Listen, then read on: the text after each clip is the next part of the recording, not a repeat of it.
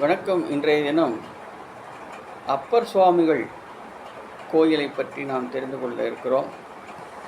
திருமயிலையில் ராயப்பேட்டை நெடுஞ்சாலையில் சமஸ்கிருத கல்லூரிக்கு எதிரே அமைந்துள்ள இந்த ஆலயம் விசாலாட்சி சமேத விஸ்வநாதர் கோயில் என்று திருப்பெயரில் விளங்கி வருகிறது. எனினும் இந்த நூற்றாண்டில் சிறந்து விளங்கிய அப்பர் என்னும் சிவசித்தரின் ஜீவசமாதி என்றே அழைக்கப்படுகிறது. 1820-30 வரை சித்தர் பரம்பரையில் பெரும் புகழ் கொண்டு விளங்கியவர் அப்பர் சுவாமிகள்.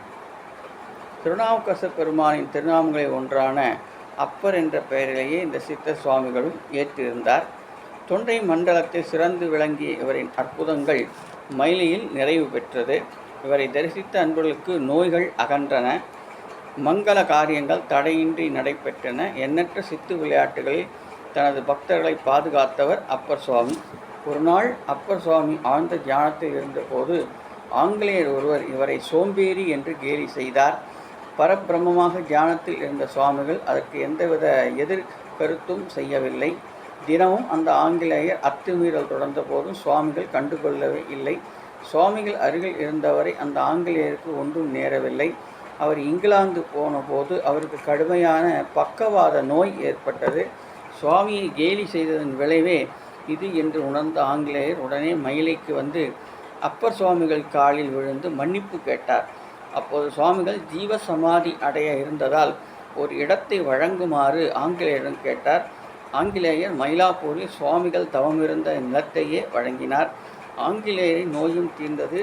1851 ஆண்டு ஆனி மாதம் பரணி நட்சத்திரத்தில் சுவாமி ஜீவசமாதி அடைந்தார். அவரின் பிரதான சீடரான சிதம்பர சுவாமி தனக்கு குருவுக்கு கோயில் கட்டும் பணியில் ஈடுபட்டார். அவர் சமாதியின் மேல் ஒரு பெரிய சிவலிங்கத்தை நிறுவினார். அது அழகுற ஆலயம் எழுப்பியது. அதுவே அப்பர் சுவாமி கோயில் என்று அழைக்கப்பட்டது. 1855 ஆண்டு அப்பர் சுவாமிகள் நினைவாக 16 கால் மண்டபம் ஒன்றை சிதம்பர சுவாமிகள் எழுப்பினார். அதனால் தன்னுடைய சொத்து அனைத்தையும் அப்பர் சுவாமி கோயிலுக்கே எழுதி வைத்தார் சிதம்பர சுவாமி. 1847 ஆண்டில் சென்னை ராஜதானி இந்து சமய அறநிலையத்துறை வாரியம் இந்த கோயிலை பொது கோயிலாக அறிவித்தது. இன்றும் எண்ணற்ற சக்திகளுடன் விளங்கும் அப்பர் சுவாமி திருக்கோயில் சகல துக்க நிவாரண பரிகார தலமாக விளங்கி வருகிறது. இருக்கும்போதும் பக்தர்களின் குறை தேர்த்த அப்பர் சுவாமிகள் இன்றும் தன்னை தரிசிக்க வரும் பக்தர்களை பாதுகாத்து வருகிறார். எனவே என்று இவரின் பக்தர்கள் கூறுகிறார்கள். குறிப்பாக தொழில், வியாபாரம், சொத்து அபிவிருத்திக்காக இங்கு வருபவர்கள் நிச்சயம் பலன் பெறுவார்கள் என்கிறார்கள். அது மட்டுமன்றி கடன், நோய், பாவம், தோஷம் நீக்கும் தலமாகவும் விளங்குகிறது. நண்பர்கள் இங்கு வந்து தியானம் செய்தால் ஒரு சித்தரின் நடமாட்டத்தை காண முடியும் என்று சொல்கிறார்கள். ஆகையினாலே நாமும் மயிலாப்பூர் செல்லும் போது அப்பர் சுவாமிகளுடைய ஆலயத்தை வணங்கி அவருடைய குரு அருளை பெறுவோம். நன்றி.